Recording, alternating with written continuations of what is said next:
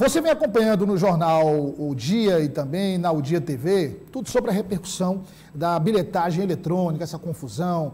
O setor questiona o projeto que transfere esse sistema para o comando da empresa teresinense de desenvolvimento urbano, a ETURB. E a gente está recebendo aqui o Vinícius Ferro, Rufino, aliás, que é diretor técnico do CETUT, e a gente vai entender melhor essa polêmica. Então, o Vinícius Rufino, só repetindo, é diretor técnico do CETUT. Vinícius, obrigado pela presença. Prazer recebê-lo aqui. Para a gente esclarecer a população, o acordo feito pelos empresários com a prefeitura da bilhetagem não inclui a venda de vale transporte.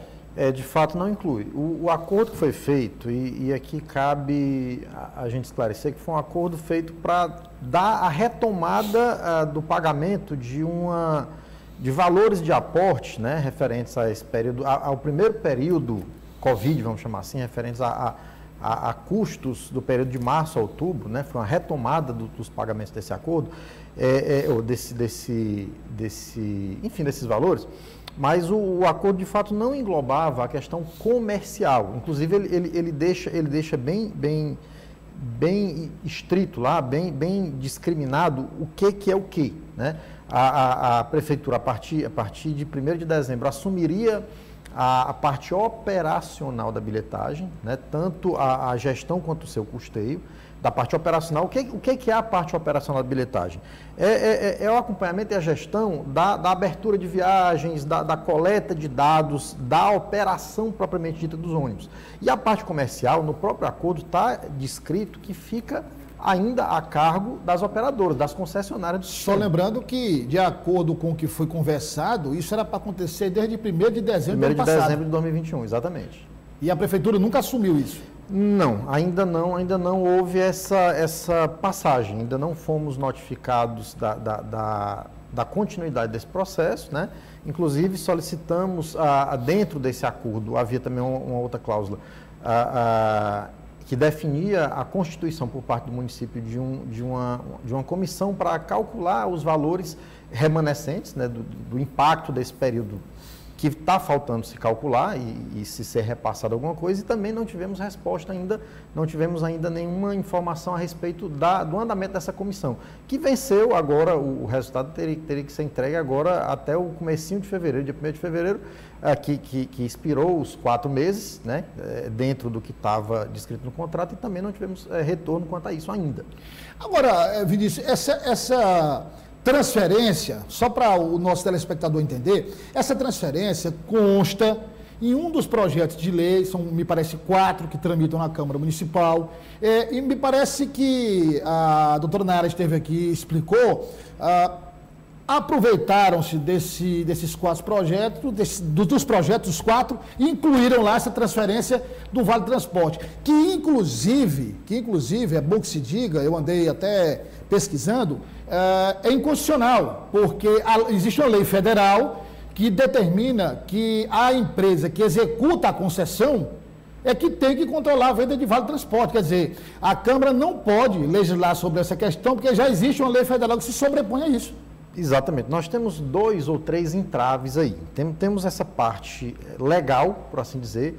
Nós temos a Lei 7.418 de 1985, que é a lei federal do Vale Transporte, que define que a comercialização de créditos ela fica a cargo, né, de responsabilidade, de obrigação das empresas concessionárias do serviço do município específico. Né? Temos também, dentro dessa parte legal, o objeto da licitação. Se você pegar o edital de licitação e atentar para o objeto da licitação, um dos itens constantes do objeto da licitação é a comercialização de créditos, que fica a cargo das operadoras, das concessionárias do serviço. Né? Então, assim, uma lei municipal, em princípio, ela não pode sobrepujar uma lei federal. Né? Nós temos primeiro esse detalhe. É a mesma lógica de um benefício de gratuidade, que é dado, por exemplo, só para a gente dar um exemplo similar, é dado uma gratuidade no sistema de transporte para pessoa idosa, e é uma lei federal que define isso. A lei municipal só regula até que ponto, a partir de qual idade essa pessoa idosa ela é considerada garantidora desse benefício, né? Mas a lei federal que define. A lei municipal não pode impedir a lei federal. Temos esse entrave. E temos o entrave burocrático da coisa também. Imagine o seguinte, é uma arrecadação de um ente privado. Tá? É uma arrecadação que, embora seja uma venda antecipada, ela vai servir para alimentar a operação daquelas concessionárias. Então, imagine eu transportar um passageiro, eu ter o custo desse passageiro e aquela receita que não foi para mim no primeiro momento, ela foi para um ente público, eu não ter certeza de quando eu vou receber essa receita. Então, assim, ainda tem essa dificuldade que a gente já vem passando por ela, de certa forma. Vinícius, só para a gente entender, assim, seria mais ou menos o seguinte, por exemplo, um comerciante, você que é comerciante, está nos acompanhando aí, você vende 1 quilo de arroz para um cliente. E ao invés do cliente entregar o dinheiro para o comerciante, esse dinheiro vai para uma conta da prefeitura e depois a prefeitura repassa esse dinheiro. Por que essa... Como a gente está falando, a concessão é uma concessão pública, mas é uma concessão que passou por um processo licitatório, todo dentro da legalidade, e é operada por entes privados, por empresas privadas que precisam do imediatismo dessa receita para poder cobrir o custo. Hoje nós já temos uma dificuldade operacional nesse sentido, porque essa parte complementar do subsídio, ela ainda está sendo questionada, ainda está com alguma dificuldade para a gente receber ela na plenitude. Né? E assim, você ainda ter mais esse degrau para ser superado no sentido de, eu vou vender antecipado, aquele crédito antecipado que foi vendido, que caiu na conta, por exemplo, da prefeitura, ele vai ser transportado no sistema em um determinado período e o sistema não vai ter a garantia do recebimento daquele valor imediatamente. E a pergunta, quando vai ser transferido? Quanto vai ser transferido? Sempre aquela dúvida de São questões que ficam em dúvida. E outros pontos importantes a serem vencidos. O nosso sistema, ele tem toda uma rede de vendas, ao contrário do que eventualmente tem se propagado, aí eu não vou mencionar aqui de que fonte, mas hoje o passageiro, aquele que precisa fazer a compra do crédito, o estudante, o passageiro que usa o crédito avulso, ele tem vários pontos na cidade para onde ele pode fazer essa recarga. O usuário do Vale do Transporte, o empregador, hoje ele não precisa se deslocar à central do sindicato, do CETUT, para fazer a compra desse Vale do Transporte. É uma compra feita toda pela internet. Então, é um sistema que está cada dia mais dinamizado para o usuário. Então, não há, de fato, uma necessidade prática de uma migração desse tipo. Vinícius, você falou do subsídio. E aí, muitas vezes, se passa a ideia... e aqui eu não estou fazendo nenhuma defesa dos empresários e do CETUT. O que eu estou querendo dizer é que em todo o país funciona dessa forma. Se você olhar aqui em São Luís é assim, se você olhar em Fortaleza é assim, se você olhar em Minas Gerais, e em todo o país é assim. Se uma empresa privada, no caso das concessionárias, são empresas privadas, elas dão descontos a determinadas categorias, ou outras categorias têm direito à gratuidade, está na licitação, ou seja, está lá no contrato de que quem arca com esse desconto ou com a gratuidade é o poder público. Está lá. Aí existe uma negociação. Estão sendo pagas parcelas, já foram pagas parcelas. Agora, é bom lembrar que essa negociação é de 2020. Isso. De 2020. Aí a pergunta que eu faço, Vinícius, 2021 como é que está e agora 2022? É como eu falei lá no começo, ainda está em aberto. Né? Não foi pago nada? Não, relativo a 2021, a novembro de 2020, até a presente data, não. Ainda é um período que está com o custo, digamos assim, o custo excedente em aberto e que não foi coberto ainda de fato.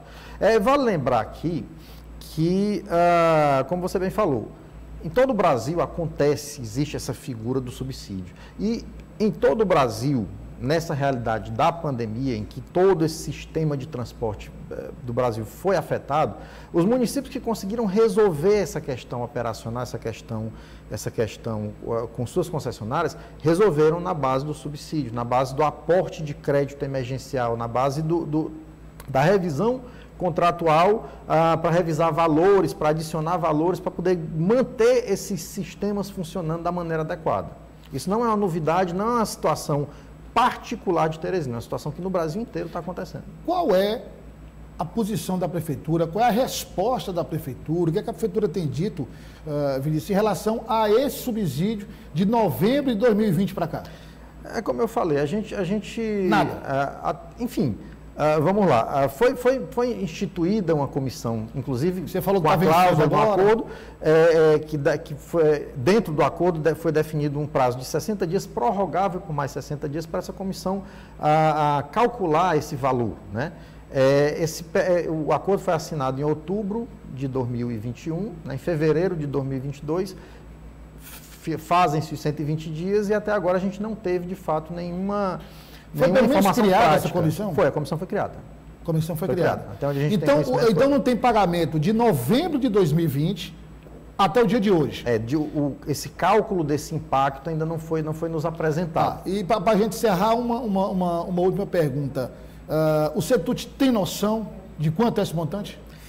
Olha, a gente inclusive protocolou um cálculo interno nosso, nós protocolamos junto ao Poder Público, na época ainda um cálculo referente a um período de novembro de 2020 a dezembro de 2021, tá? O valor que foi protocolado girava na casa dos 55, 56 milhões de reais. Esse seria o impacto desse período.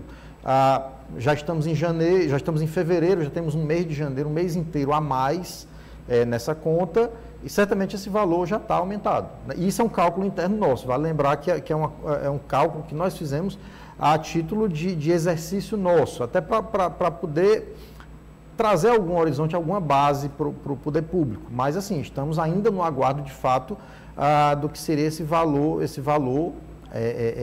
de um estudo do poder público. E a questão do subsídio, não é, bom deixar muito claro, não é nada, não é um favor, né? Quando se passa a ideia de um favor, está no contrato. Não é um favor, o contrato, ele é bem claro, quando ele separa, e o nosso contrato de licitação, ele é um contrato que vem alinhado com a Lei de Mobilidade Urbana.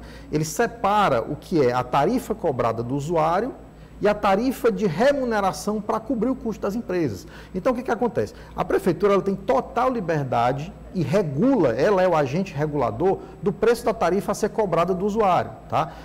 O usuário hoje paga R$ 4,00 de tarifa inteira em Teresina, o estudante paga R$ 1,35 de tarifa, é a menor tarifa proporcional do Brasil.